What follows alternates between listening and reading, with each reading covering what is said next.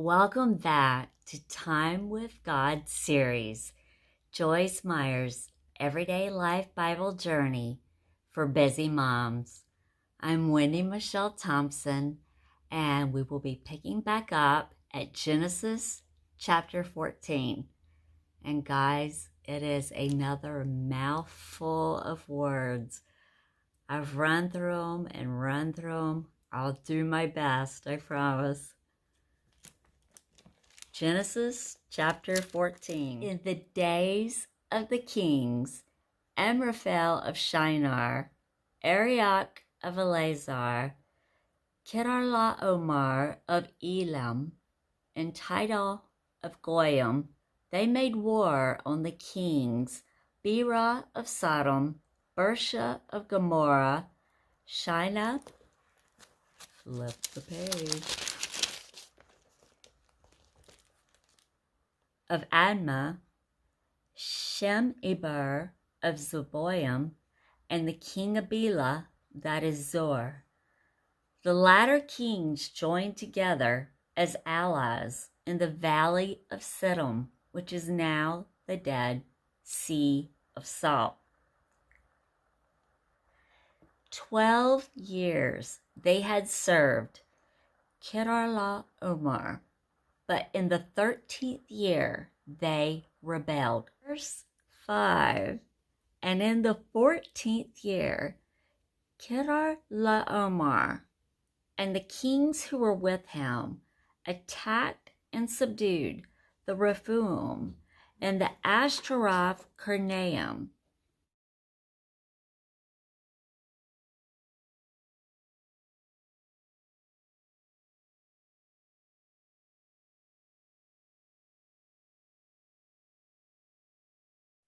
Verse 7, then they turned back and came back to Mishpat, which now is Kadesh, and subdued all the country of the Amalekites and also the Amorites, who dwelt in Hazazon Tamar. Verse 8, then the kings of Sodom, Gomorrah, Admah, Zeboim, Bela, that is Zor, went over, and together they joined battle with those kings in the valley of Siddim. Verse 9, with the kings Kedorlaomer of Elam, Tidal of Goyim, Amraphel of Shinar, Arioch of Eleazar, 4 kings against 5. Now the valley of Siddim was full of slime, or bitumen pits. As the kings of Sodom and Gomorrah fled, they fell, were overthrown there, and the remainder of the kings fled to the mountain. The victors took all the wealth of Sodom and Gomorrah and all the supply of provisions and departed. Verse 12, and they also took Lot, Abram's brother's son, who dwelt in Sodom, and his goods away with them. Verse 13, then one who had escaped and told Abram the Hebrew, one from the other side, who was living by the oaks or terebinths of Mamre, the Amorite, a brother of Eshcol, and on Aner. These were allies of Abram. When Abram heard that his nephew had been captured, he armed, led forth 318 trained servants born in his own house, and pursued the enemy as far as Dan. Verse 15, he divided his forces against them by night, he and his servants, and attacked and routed them, and pursued them as far as Hobah, which is north of Damascus. And he brought back all the goods, and also brought back his kinsman Lot, and his possessions, the women also, and the people.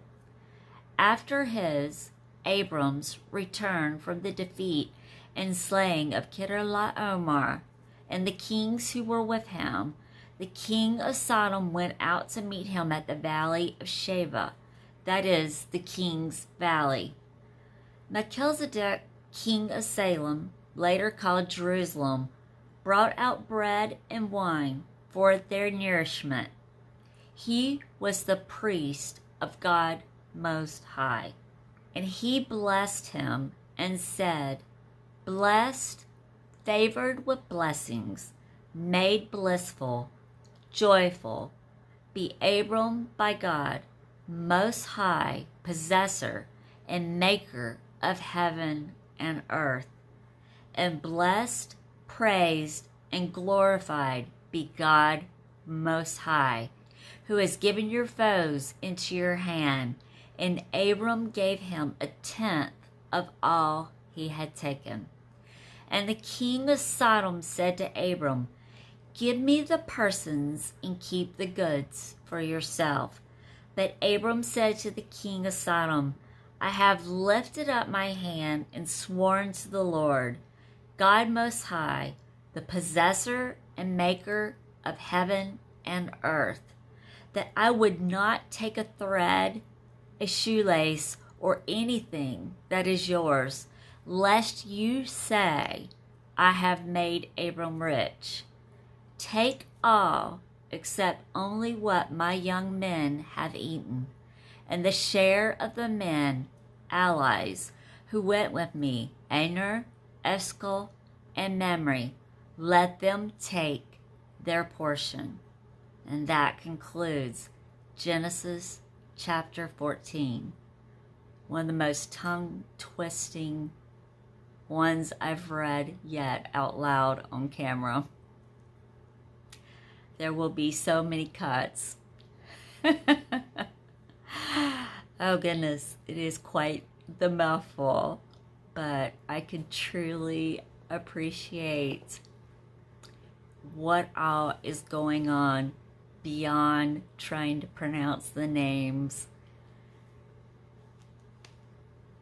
What do you guys think of this? Comment below.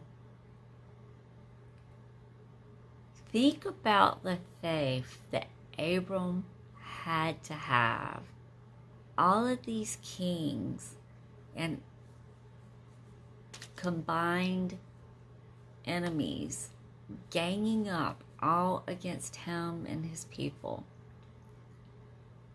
You know he had to have tremendous faith in God to just go forward. And I think the hardest thing was just pronouncing the words. Abram knew that the battle was won, and he carried on. And he had no problem with saying, "Give me Lot. Give me what came along with us." I hope that we can learn something about that in our own lives. God is with us always, no matter what the enemy or the fear may be. It may look like a huge mountain, a giant like Goliath. It may look like a mountain that is unmovable. But if you believe and have faith and put your trust in God, and you know God was directing Abram and his family in this direction, God is not going to lead us anywhere that we can't make it through, as long as we believe and have faith and know that God is on our side. God bless your today and all your tomorrows, and we'll be back with Genesis 15.